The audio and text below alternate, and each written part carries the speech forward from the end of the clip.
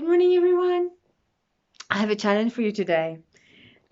James 5 verse 13 says, Is anyone among you suffering? Then he must pray. Is anyone cheerful? He must sing praises. So the challenge is, at the beginning of this time, this pandemic, I was going to do, and this was last year, 2020, I was going to do this, that, and the other, and including baking and ironing. I didn't do any ironing. I just went like it's winter, wear a jersey. And so I didn't do any ironing. I did some baking, but I also did some other things. And starting these devotionals was one of them. And every day was a challenge because I know I had been called to do it, and I know I can do it. And I had a lot of support to do it. But what am I going to talk about, Lord? Even now I go, what am I going to talk about, Lord? And for me, it's been a challenge. So I want to challenge you. The scripture says, is anybody suffering? And there's so much suffering out there. It's unbelievable. And I know there's a lot of prayer going up for those who are suffering. And probably from those who are suffering, I think there's a lot of prayer. Mainly, please stop the pain, or, I don't know what the prayers are. I just, it's unbelievable. And then this third wave brought COVID to my house. And a friend of mine down the road, also her daughter, also got, and in the beginning of our dual struggle, we said the same thing to each other. We are just filling our minds and our houses with praise songs. So James was in the biblical times many moons ago, with no technology and no music like we know it today.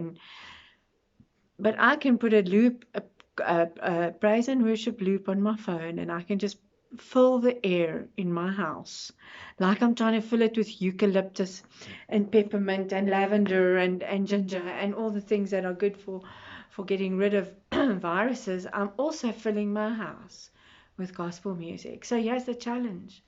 Can you suffer and sing praise and worship songs? Can you not only when you are happy do that? And you know what's wonderful is you don't have to do it. You just got to switch them on. Your cell phone is a wonderful your cell phone is a wonderful vehicle to reaching God.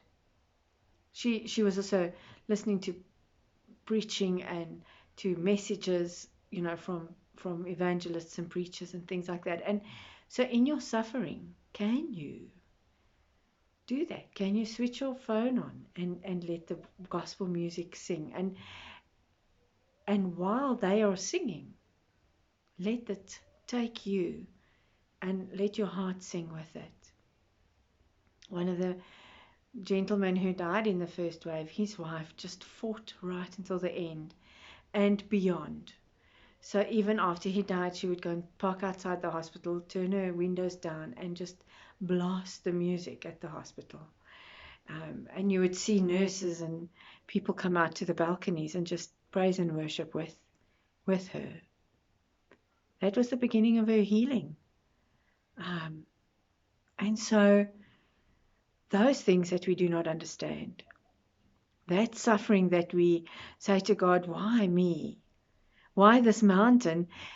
That can be understood on a level that you cannot put into words or cannot fathom through connection with God. And one of the best ways to do that is through praise and worship. So, is your gospel music playing in your house? It's better than eucalyptus, although eucalyptus ain't that bad.